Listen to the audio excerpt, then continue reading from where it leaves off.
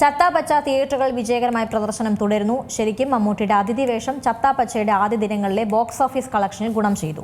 എന്നാൽ ചിത്രത്തിന് പ്രതീക്ഷിച്ച രീതിയിൽ പണം വാരാൻ സാധിച്ചിട്ടില്ല എന്ന് കണക്കുകൾ പറയുന്നു.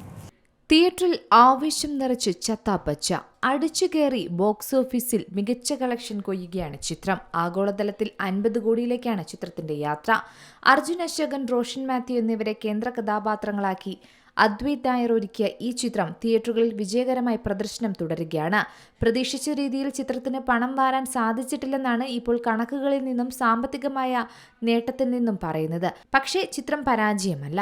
ജനുവരി 22-നായിരുന്നു ചിത്രത്തിന്റെ റിലീസ് ചെയ്ത ഇത്രയധികം ദിവസങ്ങൾ പിന്നിടുമ്പോൾ ചിത്രം വേൾഡ് വൈഡ് കളക്ഷൻ 25 കോടിയും കടന്ന് 50 കോടിയിലേക്കുള്ള യാത്രയാണെന്നാണ് മനസ്സിലാകുന്നത്. മമ്മൂട്ടിയുടെ അതിഥി വേഷം ചിത്രത്തിന് ആദ്യ ദിനങ്ങളിലെ ബോക്സ് ഓഫീസിൽ കളക്ഷനിൽ ഗുണം ചെയ്തു. ബുള്ളറ്റ് വാൾട്ടർ എന്ന കഥാപാത്രത്തെയാണ് മമ്മൂട്ടി ഇതിൽ അവതരിപ്പിച്ചിരിക്കുന്നത്.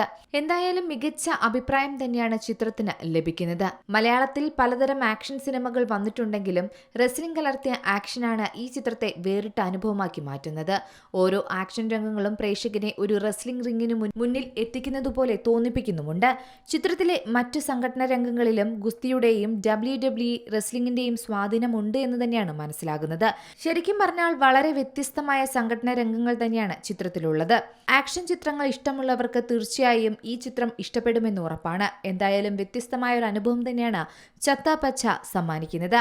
Entertainment desk, Zee Malayalam news. ഏറ്റവും പുതിയ വാർത്തകളും വിശേഷങ്ങളും വിരൽ തുമ്പിലറിയാൻ സീ മലയാളം ന്യൂസ് എല്ലാ ഡിജിറ്റൽ പ്ലാറ്റ്ഫോമുകളിലും ലഭ്യം.